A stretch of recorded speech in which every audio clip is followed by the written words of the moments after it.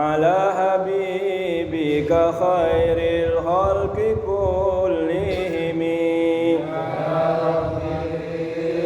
مصطفى بلغ مقاصدنا واغفر لنا ما مضى يا واسع الكرم هو الحبيب الذي ترجى شفاعته لكل هول من الأهوال مقتحم يا رب بالمصطفى بلغ مقاصدنا واغفر لنا ما مضى يا واسع الكرم اللهم صل وسلم وبارك عليه وعلى آله رضا الله تعالى ولحضرة النبي محمد صلى الله عليه وسلم وللسلامة والبركة والفتوح والعناية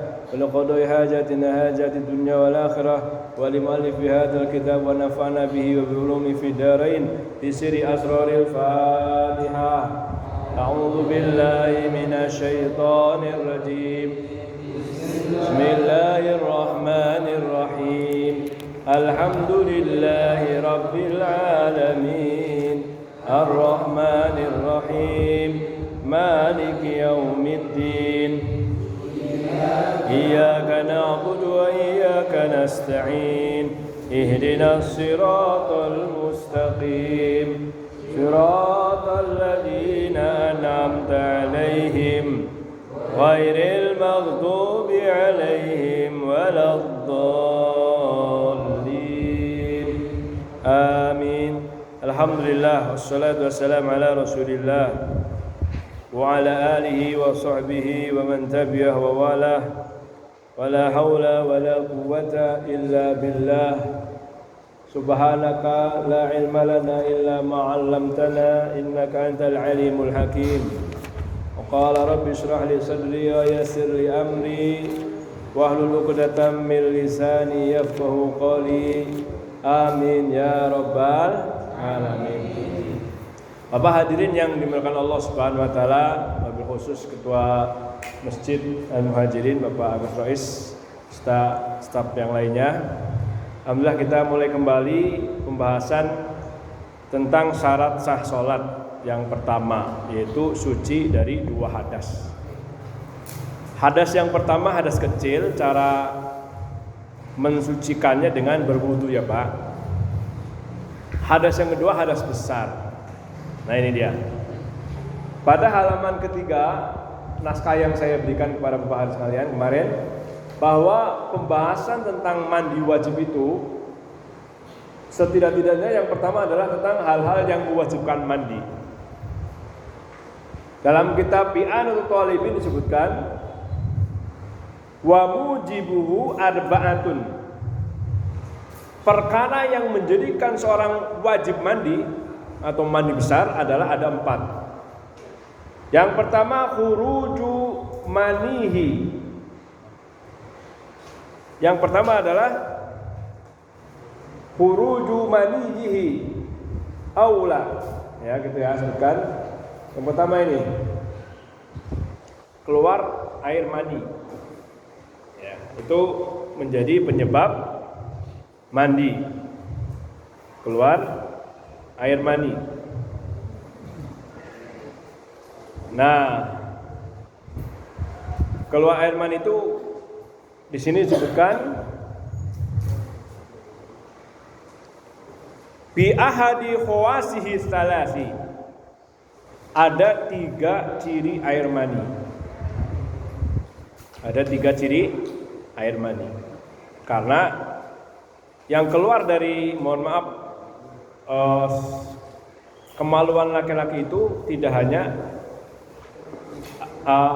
buang air kecil, tapi ada mani, ada wadi, ada madhi. Kalau perempuan ada apa? Haid, nifas, wiladah, istihadhah. Panjang, banyak. Nah, maka ternyata mani itu punya ciri khas, Ini ada dalam kitab I'anatul Talibin. Bi ahadi hawasihi as-salasi. Kalau ada satu di antara 3 ciri khususnya itu mani.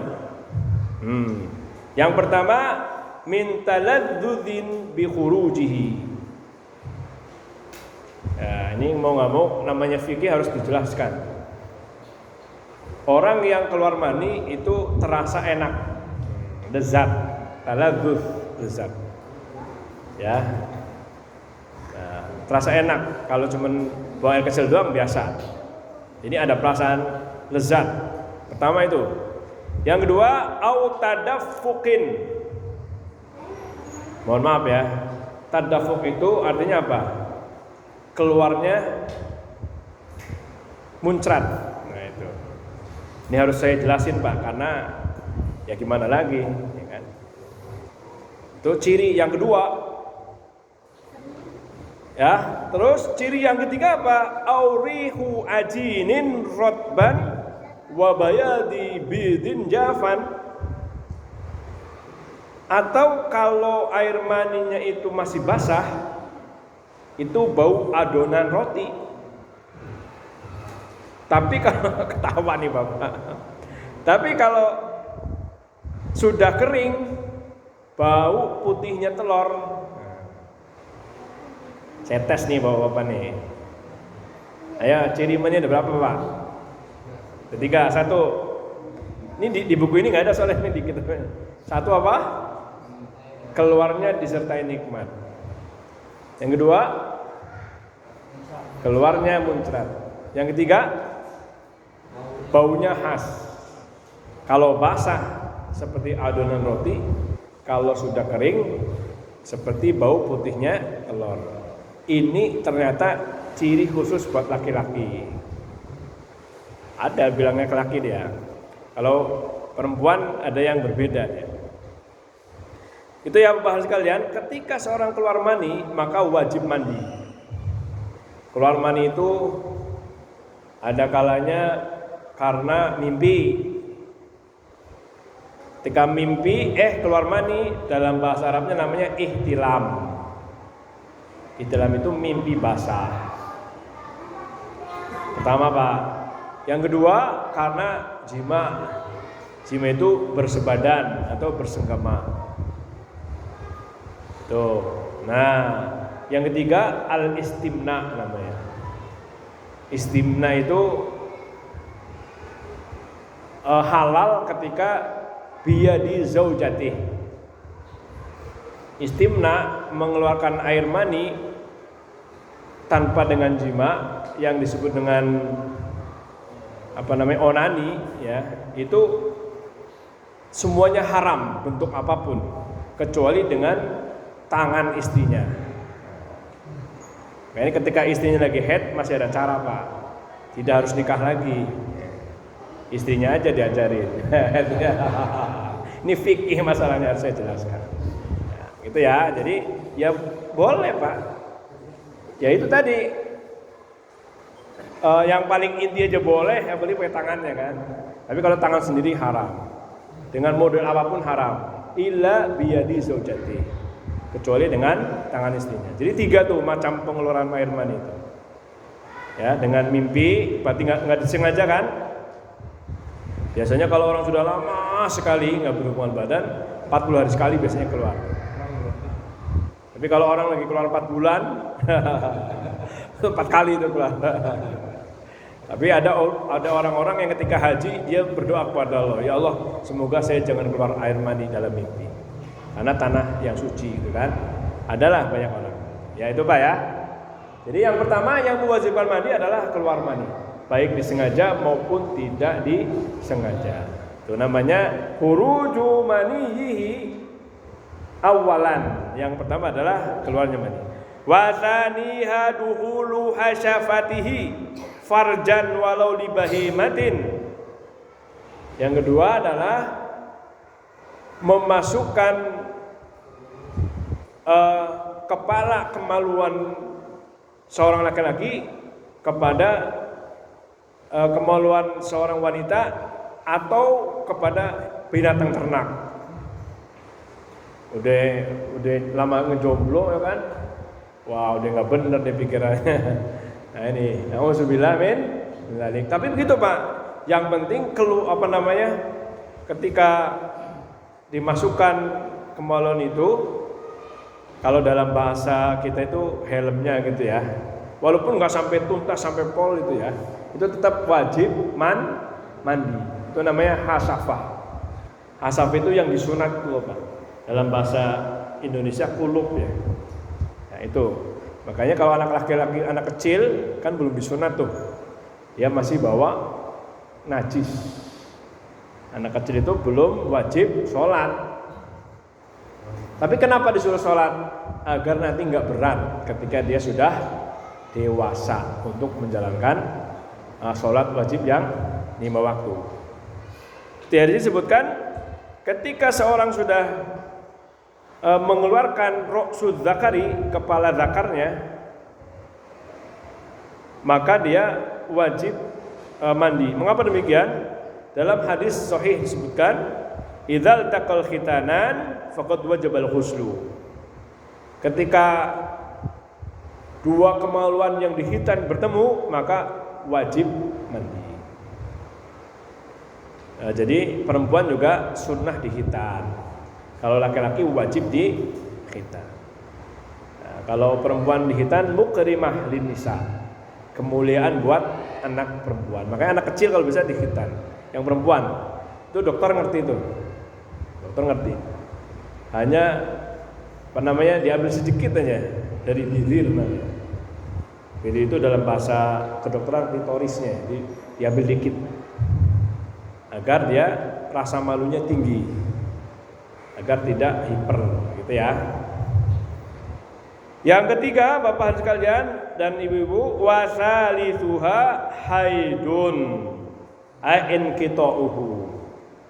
Jadi yang mewajibkan mandi yang ketiga adalah haid atau nifas. Kapan wajib mandinya? Setelah berhenti dari darah nifasnya, setelah berhenti dari haidnya. Jadi biasanya haid itu paling sedikit 24 jam paling sedikit haid. Kadang-kadang juga 3 hari, 4 hari, lumrahnya 7 hari, maksimalnya 15 hari. Nah, ketika sudah berhenti itu 15 hari, maka dia wajib mandi setelah haid. Ternyata keluar darahnya sampai 16 hari, maka hari yang ke-16 bukan darah haid lagi, tapi darah penyakit. Maka hari ke-16-nya tetap dia mandi dari haid walaupun masih keluar darah, karena batas maksimal sudah terlewati. Dan juga ketika setelah nifas, itu disebutkan nifas. Nifas itu adalah darah haid yang tertunda, Pak. Ketika sedang hamil, maka darah haidnya tertunda. Walaupun kadang ada ibu-ibu lagi hamil keluar darah haid, ada. Tapi syaratnya tidak kurang dari 24 jam. 24 jam itu di masa 15 hari itu maksimal. Makanya seharusnya kalau ketika ada ibu-ibu itu keluar darah lagi hamil, nanya sama Ustaz, ini darah apa nih? Boleh jadi darah penyakit, boleh jadi darah haid ya. Jadi suci dari haid, suci dari nifas adalah ketika selesai daripada nifas dan haid itu, setelah terputus ya. Maka disebutkan wa yas'alunaka 'anil mahid qul huwa adza fa'tazilun nisaa fil mahid wa la taqrabuhunna hatta yadhur fa idza tatahharna fa'tuhunna min haitsu amarakumullah.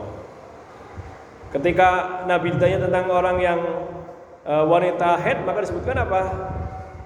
Maka dia dalam keadaan tidak suci, sehingga tidak halal untuk digauli sebelum berhenti darah haid, darah nifasnya itu. Nah, setelah dia bersuci dari haid dan dari nifasnya, maka bolehlah kalian datangi. Dan dalam artian digauli. Ya, istilah kita malam Jumatan lah, nggak apa-apa itu. Ya, tapi kalau sudah mandi wajib. Kalau belum ya belum. Hatta yatuhurna sehingga dia suci, in kita udam itu darahnya udah putus. Faida tatoharna kalau dia sudah membersihkan diri itu mandi wajib pasti.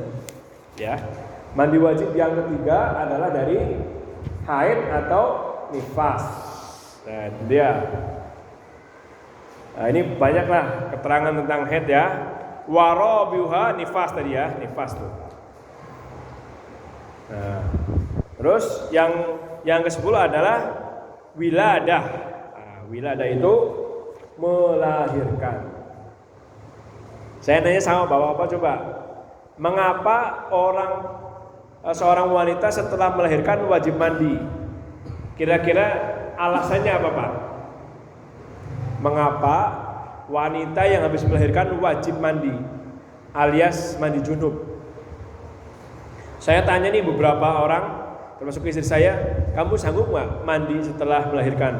Nggak langsung mandi Pak, ternyata nggak sanggup langsung mandi, nggak bisa. Maka orang selesai haid atau selesai nifas itu wajib mandinya tidak wajib fauron, tidak harus langsung, enggak, boleh ditunda. Dalam artian entar-entaran. Seperti orang habis melahirkan, umpamanya melahirkan malam-malam, dia boleh tuh mandinya ntar siang gitu.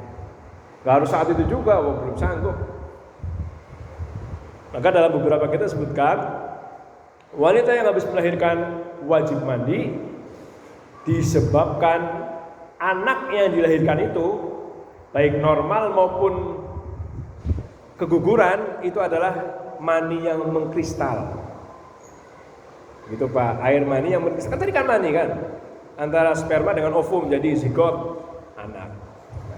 Gitu ya. Jadi di kitab ini hanya dijelaskan wajib mandi hanya ada 4, tapi di kitab lain disebutkan ada 5, yaitu haid tersendiri, nifas tersendiri. Nah, di kitab yang ini disebutkan ada 6, yaitu ketika seorang meninggal dunia. Tapi bukan wajib mandi sebutannya, wajib dimandikan. Nah, ini sementara ini Pak, barangkali ada pertanyaan dipersilakan. Ya, silakan.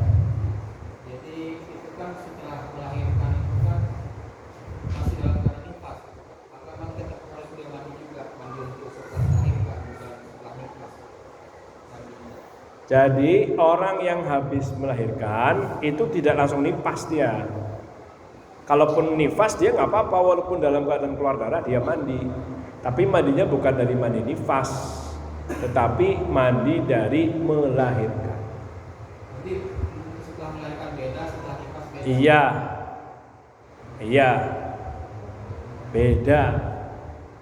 Kalau nifas kan nanti setelah selesai 40 hari. Atau setelah. Nah, nifas paling sedikitnya nifas 1 tetes darah. Paling sedikitnya nifas 1 tetes darah. Siti Fatimah putri daripada Rasulullah SAW, seumur hidupnya tidak pernah haid. Beliau melahirkan Imam Hasan dan Imam Husain itu ba'da maghrib. Ketika melahirkan tanpa keluar darah, luar biasa kan? Dan beliau nifas hanya 1 tetes. Maka beliau saat itu mandi sekaligus dari wiladah, sekaligus juga dari maka beliau mandi saat itu tidak dijelaskan tuh digabungkan atau enggak. Tapi intinya beliau nifasnya hanya 1 tetes. Sehingga Siti Fatimah tidak pernah meninggalkan sholat wajib setelah beliau dewasa. Fatimah artinya terputus dari keburukan. Maka disebutkan Al-Fatimah Az-Zahra. Siti Fatimah yang cerah cemerlang katanya. Gak pernah kalah sholatnya. Kita yang gak haid, gak nifas, suka kalah sholat lagi. Gimana tuh? Nah, ini dia. Gitu Pak ya. Jadi melahirkan wajib mandi. Maka orang-orang NU kita membaca niatnya ada perbedaan. Kalau melaksanakan mandi junub sehabis melahirkan, maka disebutkan begini, sengaja aku mandi untuk menghilangkan hadas besar setelah melahirkan. Wajib karena Allah Ta'ala. Kalau bahasa Arabnya, nawaitul ghusla li raf'il hadasil akbari anil wiladati an jami'il badani fardhu lillahi ta'ala. Boleh juga ibu diawalkan tadi, nawaitul ghusla li raf'il hadasil akbari an jami'il badani anil wiladati fardhu lillahi ta'ala. Kalau nifas anil nifasi, kalau haid anil haidi, kalau habis keluar mani anil jinabati, gitu Pak. Beda-beda. Kalau memandikan mayit, nawaitul husla li hadzal mayyiti, sengaja aku memandikan mayit ini, gitu. Itu pentingnya at-talaffuz bin niyat, melafazkan niat agar jangan salah. Oke Pak, ada pertanyaan lagi? Bapak selama kejadian-kejadian ini keluar mandi atau apa selalu mandi? Jadi pasti begitu? Kalau Bapak pernah keluar mandi atau pernah berhubungan badan, waktu itu belum mandi, ya kalau pas lagi mandi sering-sering niatin, saya mandi ya untuk menghilangkan hadas besar. Yang dulu mungkin saya lupa belum mandi wajib. Ya betul begitu Pak, diniatkan begitu. Karena ketika syarat sah sholat ini tidak terpenuhi, sholatnya tidak sah. Maka ini kita bahas syarat dulu. Syarat itu kan sesuatu yang harus dipenuhi sebelum melakukan sholat itu. Itu ya Pak. Jadi saya ulangi, syarat hal-hal yang mewajibkan mandi kalau di sini ada 4. Keluar mandi, terus berhubungan badan, keluar haid dan nifas karena disamakan, dan habis melahirkan. Ini di sini ada nih halaman 3. Nah, sekarang fardu mandi. Nah, jadi mandi itu ada kefarduannya. Wa farduhu ail ghusli syai'ani. Fardunya mandi itu ada 2. Ahaduhuma niyatu raf'il janabati lil junubi awil haidi lil haidi ay raf'i hukmihi aw niyatu ada'i fardil ghusli aw raf'i hadasin aw taharati anhu aw ada'ul ghusli wa qada al ghuslu lis salati la al ghuslu faqat. Yang pertama adalah niat. Nah, macam-macam niat mandi wajib adalah pertama, nawaitu raf'al janabati. Kalau mau mandi itu, sengaja aku niat mengangkat junub. Kalau dalam bahasa Indonesia, saya niat mandi menghilangkan junub. Gimana kalau orang biasa niatnya begini, saya niat mandi junub. Ya mudah-mudahan nggak apa-apa. Niatnya mandi menghilangkan junub. Tapi lebih baik tadi saya niat mandi menghilangkan junub. Ini gitu Pak. Saya tanya biasanya bapak-bapak, ibu-ibu kalau mandi junub niatnya gimana? Pakai bahasa Indonesia gimana Pak? Bagus. Oke, bagus. Ya ini gampang nih. Pertama, nawaitu raf'al jinabati. Itu yang pertama. Sengaja aku niat mengangkat junub. Ya. Yang kedua, nawaitu raf'al junubi. Boleh. Sengaja aku mengangkat junub. Kalau tadi kan mengangkat jinabat. Boleh. Nawaitu raf'al haidi. Sengaja aku mengangkat hukumnya haid. Maksudnya biar haidnya selesai. Atau nawaitu raf'al nifasi, boleh. Atau nawaitu ada fardil ghusli, sengaja aku niat fardu mandi. Banyak deh. Nah, yang paling penting begini, sengaja aku mandi menghilangkan hadas besar. Deh cukup. Kalau yang wudu, sengaja aku wudu menghilangkan hadas kecil. Itu intinya ya Pak ya. Itu rukun yang pertama. Niat itu makrunatan bi awwalihi. Niat itu adalah berbarengan dengan awal membasuh. Awal membasuh itu boleh kaki dulu, boleh ketika tangan dulu atau apa dulu. Karena kalau orang mandi junub pagi-pagi, langsung kepala, itu kurang afdol.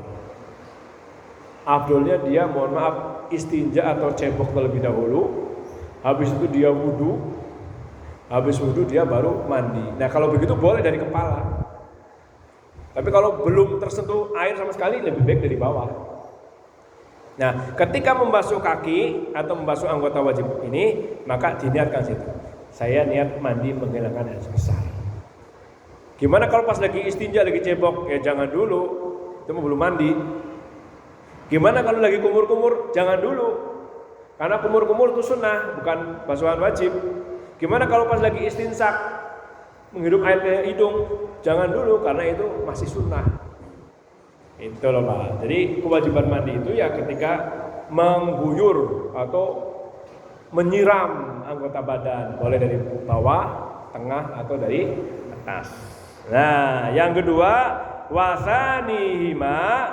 Rukun yang kedua adalah ta'mimu zahiri badanin hatal adfar wa ma tahtaha wasya'ra zahiran wa batinan wa in kasufa wa ma dhahara min nahwi manbati sya'ratin zalat qabla ghasliha wa samahin wa farji imra'atin inda julusiha ala qadamaiha wa suquqin wa batini judariyin.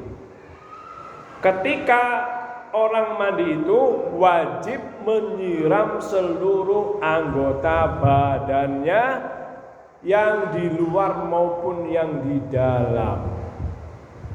Apa yang di dalam? Seperti orang yang punya kuku panjang, kuku tangan atau kuku kaki panjang, maka di dalamnya itu harus diyakinkan tersiram oleh air ketika mandi junub. Atau ibu-ibu, mohon maaf, ibu-ibu kalau pas lagi jongkok, pas buang air besar, maka yang itu juga harus ikut kebasuh. Nah kalau ibu-ibu kalau mandi junub tuh harus jongkok juga dia, bagian bawahnya harus ikut kebasuh. Yang ketika jongkok kelihatan itu harus dibasuh. Itu dia Pak ibu-ibu nih, itu disebutkan. Saya mau bahasnya nggak enak. Ini begitu ya. Khusus ibu-ibu harus ikut jongkok, basuh bawahnya. Coba ya. Jadi fardu mandi ada dua. Pertama apa? Niat menghilangkan hadas besar. Yang kedua adalah meratakan basuhan ke seluruh tubuh. Bagi ibu-ibu yang punya rambut panjang yang bergelung nggak? Ikat, afdolnya diurai. Dikeramas.